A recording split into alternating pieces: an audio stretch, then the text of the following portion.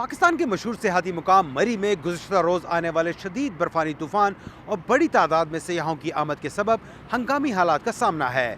बर्फानी तूफान के सबब सैकड़ों गाड़ियां सड़कों पर फंस गई और सड़क बंद होने की वजह से सयाहों ने पूरी रात शदीद सर्दी में गाड़ियों में गुजारी।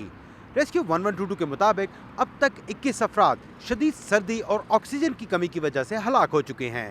मरी के साथ साथ गलियात का इलाका सबसे ज्यादा मुतासर हुआ है और गलियात में बाड़ियां के मुकाम पर बताया जा रहा है कि अभी भी सैकड़ों गाड़ियां फंसी हुई हैं। पंजाब हुकूमत ने तमाम सरकारी रेस्ट हाउसेज खोलने का हुक्म दिया है, जबकि जिन इलाकों में बिजली बंद हुई है वहां बिजली बहाली का काम जारी है।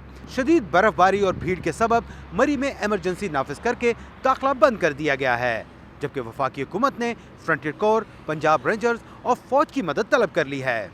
फौज के इंजीनियरिंग के शोबे के अहलकार और मशीनरी रास्ता खोलने और शदीद मुतासरा इलाकों में पहुंचने की कोशिश कर रहे हैं। इस वक्त गाड़ियां सिर्फ गुलडन्ना और बाड़ियां में फंसी हुई हैं, बाकी ये रोड काफी हद तक 70-80% हमने रोड क्लियर है और पैदल लोगों को भी रोक दिया और पिंडी से आने वाली मरी की तरफ जाने वाली गाड़ियां भी रोक दी हैं ताकि पहले ऊपर का रश जो है हम वो नीचे ले जा सकें। जरा मौसम बेहतर हुआ तो हेलीकॉप्टर सर्विस भी शुरू हो जाएगी। अगर कहीं दूर दराज किसी जंगल में भी कोई फंसा है तो उसको भी हम ढूंढ निकालेंगे इंशाल्लाह। मुकामी हुकाम के मुताबिक मरी की हदूद में गुज़िश्ता चंद दिन में 1.5 लाख से ज्यादा गाड़ियां दाखिल हुई। पार्किंग का इंतजाम न होने, रास्ते बंद होने और सड़कों पर खड़ी गाड़ियों के सबब इमदादी सरगर्मियों में इंतजामिया को शदीद मुश्किलात का सामना है।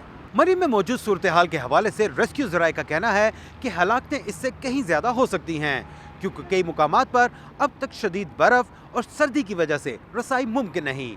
ऐसे में इन इलाकों में फंसे अफराद को नुकसान पहुंचने का खदशा है।